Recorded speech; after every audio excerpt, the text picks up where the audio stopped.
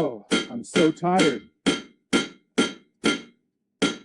In this video, I'll share the image to video workflow and the exact settings I used to create these videos using my RTX 5060 laptop with 8GB of VRAM and 32GB of system RAM. You can download the fully optimized workflow from the description or the pinned comment. Check out the previews first. Another autumn cycle begins. The gold fades so quickly now. Sometimes it feels like Down here, the noise of the surface world is just a memory of light. It is peaceful.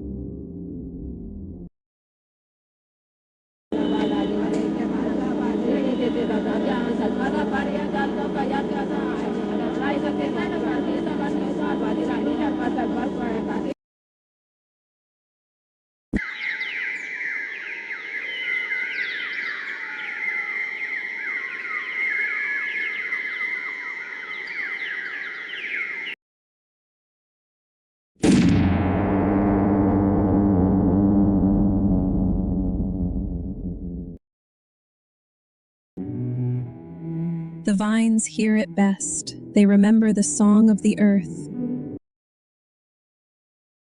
Don't tell the farmer, but the sheep are planning a takeover. I saw him with a map.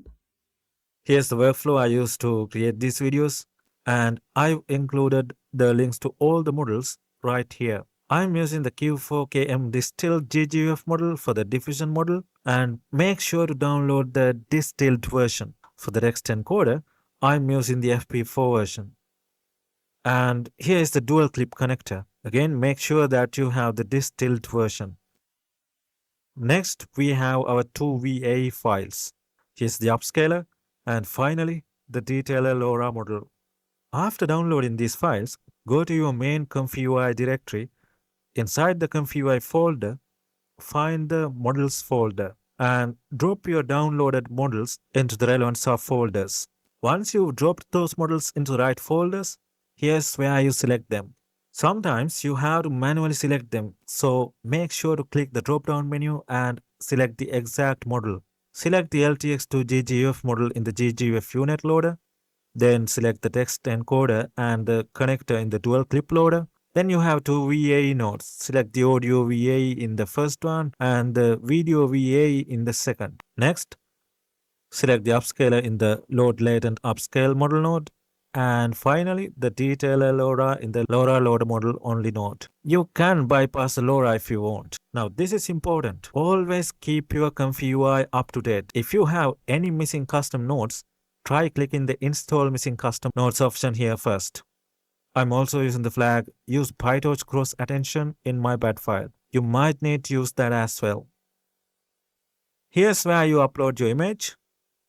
Now, this node is important. Keep the value between 34 and 42 for ideal motion.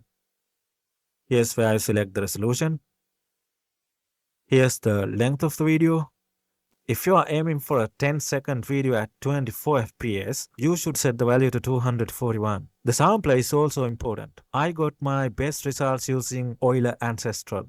The CFG is set to 1 since this is the distilled version. Here in the tiled VA decode node, keep the tile size at 384 if you have 8GB of VRAM. If you have more than that, you can increase this to 512. Here's the audio enhancement node, and you can safely experiment with these settings. Keep in mind that your generations won't always be perfect or ever perfect. They are not quite there yet. On top of that, we are running these generations using the distilled version with only 8GB of VRAM paired with 32GB of system RAM. So you have to be patient with this model.